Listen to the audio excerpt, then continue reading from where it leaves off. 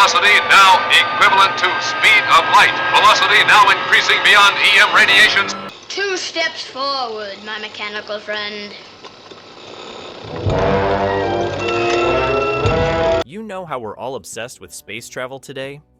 Well, back in 1965, that obsession was on a whole different level. The space race was in full swing, and CBS decided it was the perfect time to beam something special right into American living rooms. Lost in Space. Picture this. It's 1965, and television is still trying to figure out what it wants to be. Most families are gathering around their TV sets every night, choosing between westerns, variety shows, and comedies. But CBS, they wanted to try something different. They took a massive gamble with a show about a family lost among the stars, with a budget of $130,500 per episode. Pretty ambitious for the time, especially when you consider most shows were working with about half that. The man behind this wild ride was Irwin Allen, who'd already made a name for himself with Voyage to the Bottom of the Sea. When he pitched the idea of the Robinson family's space adventures to CBS, he sold it as Swiss Family Robinson in Space. The network executives were probably scratching their heads, but they took the bait. They needed something to compete with ABC's family shows and NBC's emerging lineup. The timing couldn't have been better. America was moon crazy. NASA was making headlines every other week. Kids were building rocket models, and Tang was convincing everyone that astronauts drank it. They did, by the way. CBS cleverly slotted Lost in Space into the Wednesday night 7:30 p.m. time slot. Prime family viewing time when parents and kids would be settling in after dinner. The marketing campaign was something else. CBS plastered images of the Jupiter 2 spacecraft and the Robinson family across magazines and billboards. But their secret weapon? That sleek robot B9 with his catchphrase, "Danger, Will Robinson." They knew exactly what they were doing. What kid wouldn't want to watch a show with a cool robot? When the show premiered on September 15th, 1965, the response was immediate. The pilot episode pulled in impressive numbers with about 40% of TV-owning households tuning in. Critics were split. Some called it campy, others praised its ambition, but families? They were hooked. Here was a show that had something for everyone. Adventure for the kids, family drama for the parents, and enough scientific mumbo-jumbo to make everyone feel a little smarter. And get this, while Lost in Space was taking off, another little sci-fi show called Star Trek was still in development over at NBC. But that's a story for another day. The space race on television had officially begun, and the Robinsons were leading the charge into the final frontier. Little did anyone know that this risky sci-fi family show would become one of the most beloved series of its era, running for 3 seasons and blazing a trail for science fiction on television. But how did they pull it all off with 1960s technology? Well, that's what we're about to explore. Here's where things get really interesting. Making a weekly space adventure show in the 1960s was like trying to build a rocket with duct tape and imagination. But somehow, the Lost in Space crew pulled it off, and they did it with style. Let's talk about the Jupiter 2 first, that iconic flying saucer that became every kid's dream spaceship. The model they used for filming was huge, about 3 feet in diameter, and cost a whopping $30,000 to build. That's about a quarter of a single episode's budget, but it was worth every penny. They used this detailed model for all the flying scenes, suspending it with thin wires that were practically invisible on camera. Sometimes they'd even fill the studio with smoke to create that mysterious space atmosphere. The real hero behind the scenes was L.B. Abbott, the special effects wizard who had to figure out how to make space travel look convincing on a TV budget and schedule.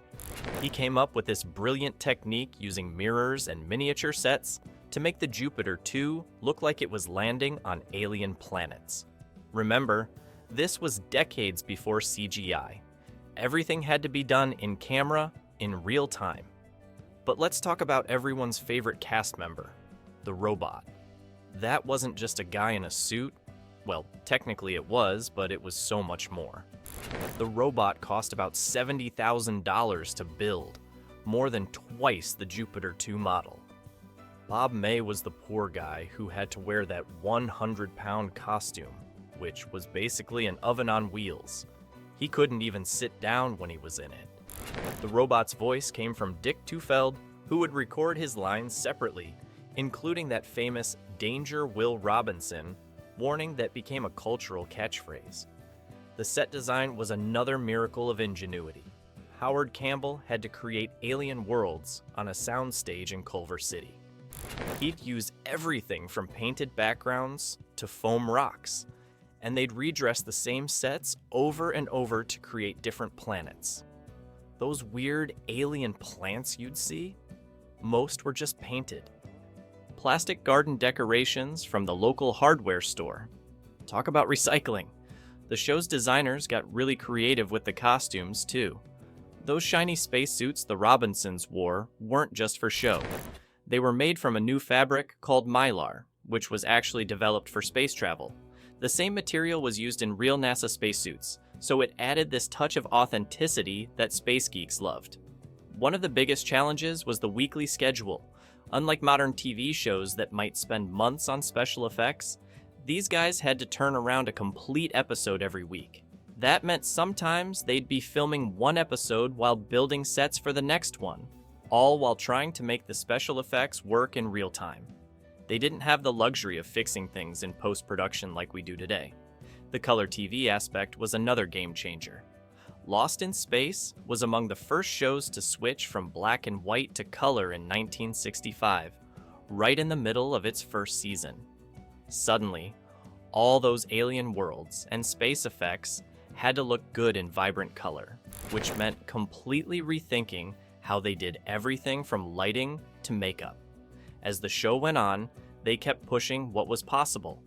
Each season brought new challenges, more ambitious space scenes, weirder aliens, and more complex robot stunts. Sure, by today's standards, some of the effects might look a bit cheesy, but remember, these folks were inventing television sci-fi effects as they went along, writing the playbook that future shows would follow. Want to know something really cool? Some of the techniques they developed for Lost in Space ended up being used in Star Wars a decade later. Those model shots with the Jupiter 2, that's the grandfather of how they filmed the Millennium Falcon. Makes you look at those old episodes a little differently, doesn't it?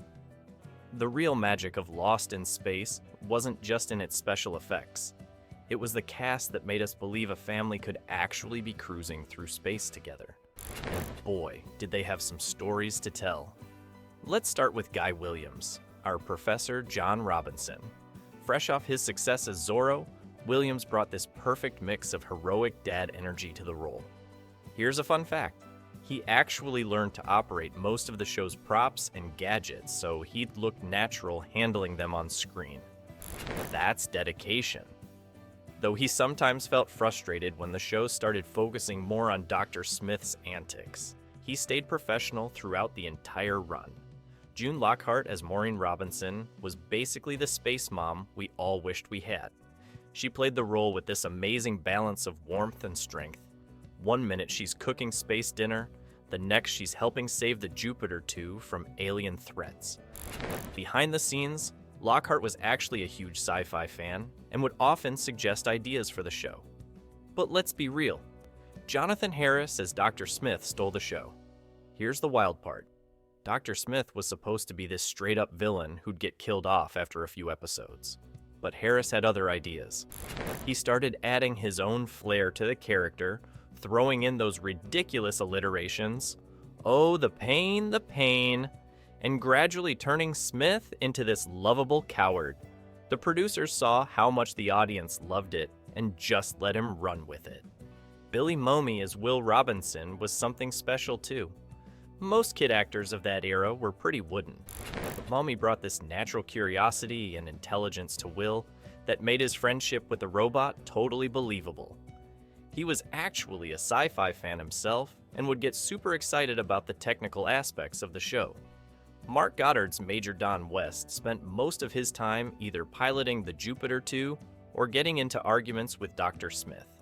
Goddard and Harris actually became great friends off-screen, despite their characters always being at each other's throats. Their bickering became one of the show's most reliable sources of entertainment. The chemistry between the cast members was incredible, especially considering the tough shooting schedule. They'd often work 12-hour days, sweating under hot lights in those tight-fitting spacesuits. But instead of cracking under pressure, they became like a real family.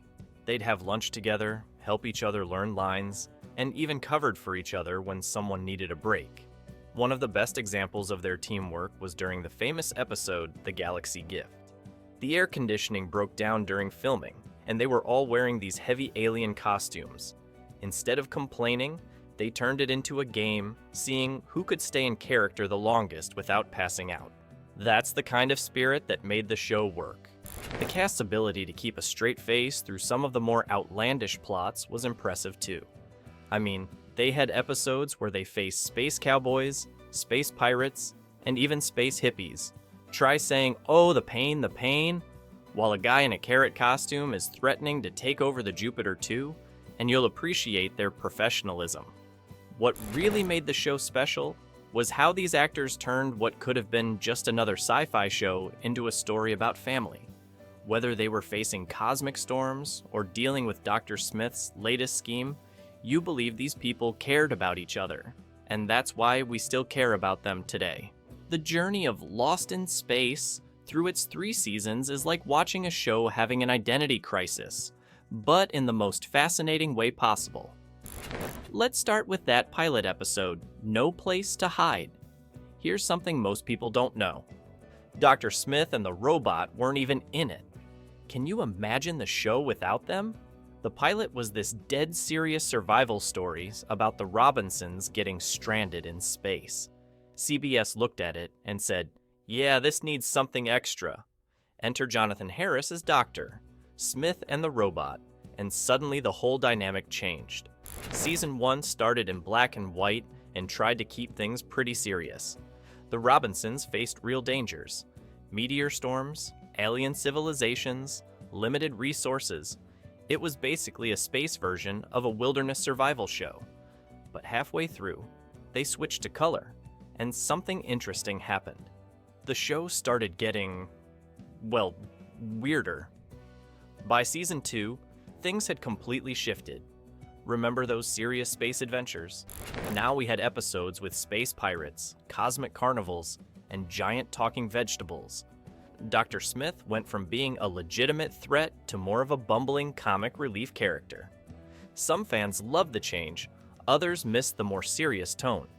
The ratings actually went up though. Turns out kids really loved the crazy adventures. Season 3 took the campiness to a whole new level. We got space hippies, space Vikings, and even an episode with a cosmic beauty pageant. The budget got bigger for special effects, but the stories got wilder. It's like the writers had a contest to see who could come up with the most outlandish plot. The show's ratings were still decent, but they weren't spectacular. CBS was starting to worry about the rising production costs. Each episode was now costing around $164,788. Big money for 1960s television. The network executives started pushing for changes, which led to some pretty bizarre creative decisions. Here's a fun piece of trivia. The cast never knew from week to week if they were doing a serious episode or a campy one. They'd get their scripts and just have to roll with whatever crazy situation the writers had cooked up. June Lockhart once said she'd just look at her script each Monday and think, well, what kind of trouble are we getting into this week? The show ended up in heavy rotation and syndication, which is where a lot of people discovered it. The interesting thing is, when you watch the episodes back to back, you could really see how dramatically the show changed. But syndication actually helped its reputation. Kids who watched it after school in the 70s and 80s didn't care about the tone shifts. They just loved the adventure of it all. Today, fans debate which season was the best. Some love the serious survival stories of early season 1, others prefer the wild space adventures of season 3. But that's part of what makes Lost in Space special. It was like getting 3 different shows in one. Let's talk about why we're still fascinated by Lost in Space nearly 60 years later. This show didn't just entertain, it left a massive footprint on sci-fi television that we can still see today. First off, Lost in Space proved that sci-fi could be family entertainment. Before this, science fiction was mostly relegated to B-movies or adult dramas. But the Robinson family showed networks that space adventures could appeal to everyone from kids to grandparents. Shows like Star Trek: The Next Generation and Babylon 5 later followed this blueprint, mixing family dynamics with space exploration. The show's influence on pop culture is everywhere. That famous line, "Danger, Will Robinson," has been quoted and referenced so many times it's ridiculous. It shows up in everything from TV commercials to movies, and even modern AI assistants. The robot became the template for friendly artificial beings in sci-fi, paving the way for characters like Star Wars R2-D2 and C-3PO. Speaking of staying power, the show has spawned multiple reinventions. The 1998 movie with William Hurt and Gary Oldman brought the concept to the big screen. Then, in 2018, Netflix launched their own version, which ran for 3 seasons. Each adaptation kept the core idea of a family lost in space, but updated it for new audiences. The Netflix version even gave a subtle nod to the original by keeping the robot as a central character, though with a much scarier design. But here's what's really interesting. The original series feels surprisingly relevant today. Think about it. A family trying to survive in a hostile environment, dealing with limited resources, facing environmental challenges. Sound familiar? As we face real-world issues like climate change and talk about colonizing Mars, the Robinsons' adventures don't seem so far-fetched anymore. The show's merchandise game was ahead of its time too. They had everything: lunchboxes, board games, comics, toys. This was before merchandising became the huge industry it is today. Lost in Space showed how a TV show could expand beyond the screen and into people's everyday lives. The fan community is still going strong. Convention panels about the show still pack rooms. Original cast members like Bill Mumy and Angela Cartwright regularly connect with fans online. There are websites dedicated to building accurate replicas of the Jupiter 2 and the robot. That's pretty impressive for a show that ended in 1968. Looking at modern sci-fi TV, you can see bits of Lost in Space DNA everywhere. Shows like The Orville balance drama with comedy, just like the later seasons did. The Mandalorian features a protective relationship between an adult and child in space, echoing Will Robinson and the robot. Even serious shows like The Expanse sometimes deal with family dynamics in space, just like the Robinsons did. The show's greatest legacy might be how it inspired generations of scientists and engineers. Many people who work in robotics and space exploration today cite Lost in Space as their first exposure to these concepts. That little kid watching the Jupiter 2 zip through space might now be designing real spacecraft at NASA.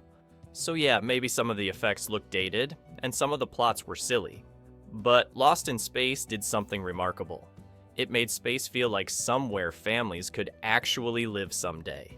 And as we edge closer to becoming a spacefaring civilization, maybe that's not so silly after all.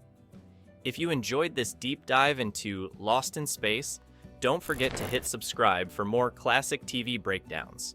Share your favorite Lost in Space memories in the comments below, and let me know which other classic sci-fi shows you'd like me to explore next.